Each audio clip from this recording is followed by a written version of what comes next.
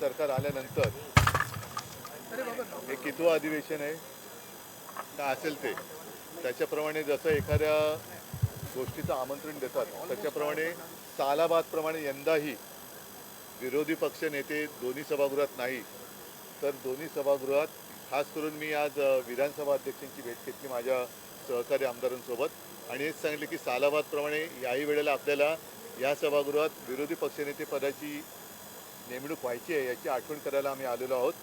तर आपण अवश्य ती नेमणूक करावी ही विनंती करतोय. म्हणूनच म्हटलं ना की सालाबादप्रमाणे आपण बघतो गॅस टंचाई महाराष्ट्रामध्ये विविध ठिकाणी पाहायला मिळते. मुख्यमंत्र्यांनी काल सांगितलं की विरोधक तिला नेगेटिव्ह सुद्धा किंवा या सगळ्यामध्ये भर घालतात. म्हणजे काय नेमकं करतायत? असं कुठलीही टंचाई नाही आहे त्यांचं म्हणणं आहे. मग रांगा का दिसत आहेत, लोक रस्त्यावरती का दिसत आहेत? मी तर आपल्याच माध्यमातून मला माहिती मिळाली की मुंबईतली फक्त मुंबईतलीच मला वाटतं 30-40% रेस्टॉरंट्स आता बंद झालेली आहेत किंवा होत आहेत. आणि ह्या सगळ्या गोष्टी जर सर्वसामान्य जनता होरपळत असेल आणि त्या जनतेच्या मुख्यमंत्र्यांपर्यंत हे पोचत नसेल तर त्यांच्या यंत्रणेमध्ये फार मोठा काहीतरी गलथानपणा किंवा सरोशती यंत्रणा आहे. जो जनतेचं दुःख किंवा जनतेच्या व्यथा जाणून घेत नाही किंवा जाणूनसुद्धा त्या तशा नाहीच आहेत असं मानणारं मुख्यमंत्री जर का आपल्या राज्याला लाभला असेल तर कठीण आहे राज्याचं. सर्वपक्षीय बैठक या सगळ्या संदर्भात बोलवावी असं सूत्रे असं म्हणतात. मला असं वाटतं की या सगळ्यामध्ये नाही, सर्वपक्षीय बैठकी बोलवण्यापेक्षा मला असं म्हणायचं आहे की शेवटी टंचाई आणि महागाई याच्यात फरक आहे. टंचाई ही टंचाई असते पण महागाई किंमत का वाढते, किमती का वाढत आहेत? बरं, दुसरी गोष्ट जसं आपल्या पंतप्रधानांनी तो गॅस निर्मितीचा एक प्रकल्प सांगितला होता तोही प्रयोग लोकांनी करून पाहिलेला आहे.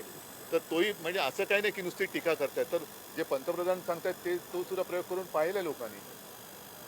त्याचबरोबर राज्य सरकारच्या आदिवासी आणि त्याचबरोबर समाज कल्याण विभागाचे पैसे अगोदर लाडक्या बहिणीसाठी नेले होते, आता नमो कृषी सन्मान योजनेसाठी दिले जात आहेत. कुठंतरी SC आणि ST विभागाचा जो पैसा आहे तो दुसरीकडे वाढवला जातो. नाही, एकूणच सगळ्या जनतेने आता जर का मी म्हणून जर का म्हणतो कोणाच्या डोळ्यावर पट्टी बांधली गेली असेल तर ती पट्टी काढून उघड्या डोळ्यांनी हे सरकार कसं फसवणूक करतं आहे ते त्यांनी लक्षात घेऊन सरकारला आता जाब विचारला पाहिजे. नेमकं काय झालं की जवळपास सगळ्या निवडणुका झालेल्या आहेत, काही जिल्ह्यातल्या राहिल्या असतील पण जिथे निवडणुका राहिल्यात तिथल्या तरी जनतेने याबद्दल जागं होऊन सरकारला त्याची जागा दाखवली पाहिजे.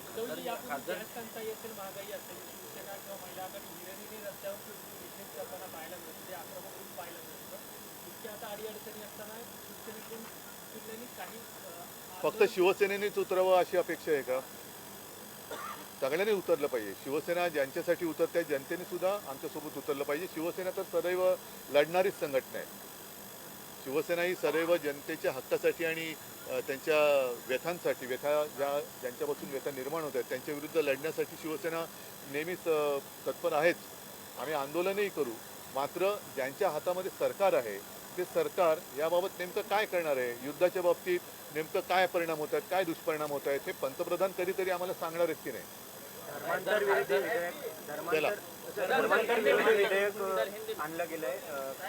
नाही, एक स्वातंत्र्य विधेयक धर्मांतराच्या बद्दल जे विधेयक आज मला वाटतं विधानसभेत मांडले गेले, उद्या परिषदेत मांडलं जाईल.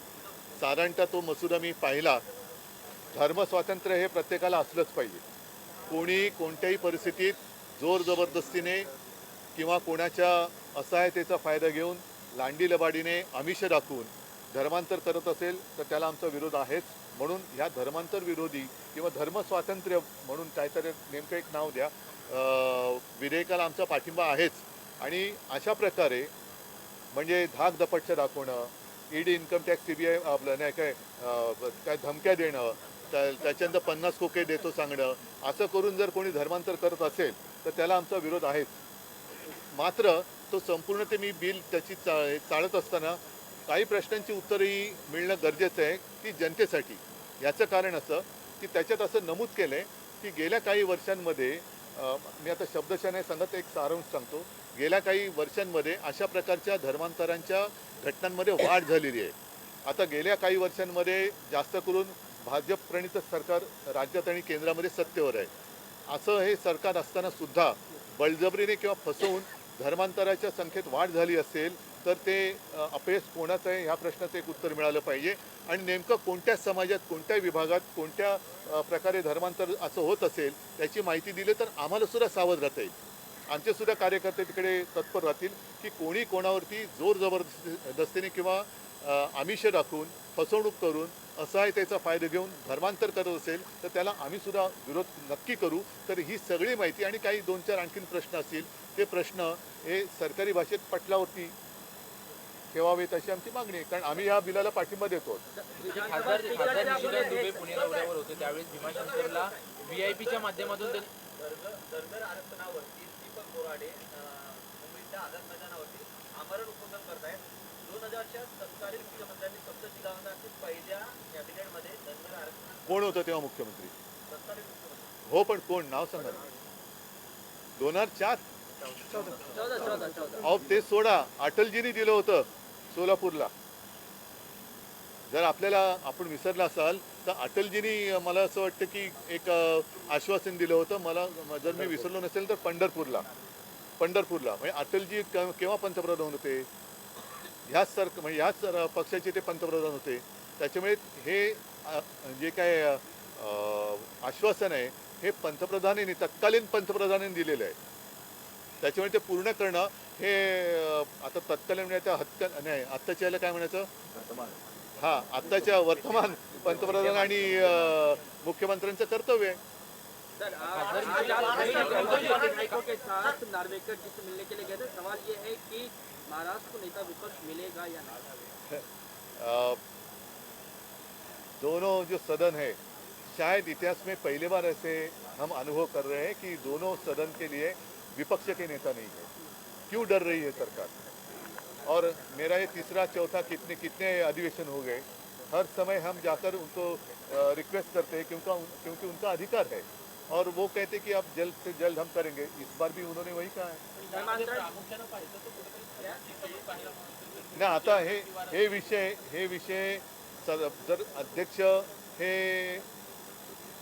मेजॉरिटीने निवडून येतात. मेजॉरिटीवरती सरकार बसलं जातं. त्याच्यामुळे हे एकतर्फी प्रयोग चाललेत का? सर धर्मांतरण पे आज बिल पे चर्चा होनी है विधानसभा में. सवाल ये है कि समर्थन रहेगा आप लोगों की तरफ? मैंने पहले ही कहा है कि ये जो विधेयक है विधानसभा में टेबल किया गया है. कल हमारे सदन में किया जाएगा. उसके ऊपर चर्चा होगी. पहले मैं स्पष्ट करना चाहता हूँ जोर ज़बरदस्ती धर्मांतर करने के लिए हमारा विरोध है और इसलिए हम इस विधेयक का समर्थन जरूर करेंगे. लेकिन कुछ चीज़ें ऐसी है उस बारे में जानकारी मिलने की आवश्यकता है.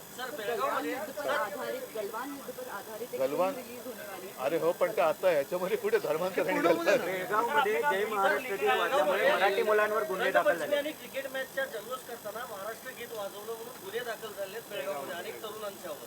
आणि राज्य सरकारला त्यांनी पत्र लिहिले की महाराष्ट्रानं यामध्ये हस्तक्षेप करावा. महाराष्ट्राच्या मुख्यमंत्र्यांनी तत्काळ तिकडे हस्तक्षेप करायला पाहिजे. सरकार कोणाचंही असो मराठी माणसांवरती जसं जोर जबरदस्ती धर्मांतराला आम्ही विरोध करतो आहोत तसं जोर जबरदस्ती भाषा मग ती कोणाची कोणत्याही वरती असेल लादणं हे अयोग्य आहे. ज्याप्रमाणे आम्ही इकडे जबरदस्ती भाषा लादण्याच्या प्रयोगाला विरोध केला तसंच तिकडे मराठी माणसावरती जी भाषेची जबरदस्ती होते त्याला आमचा विरोध आहे. आणि केंद्र सरकारने याच्यात हस्तक्षेप केला पाहिजे.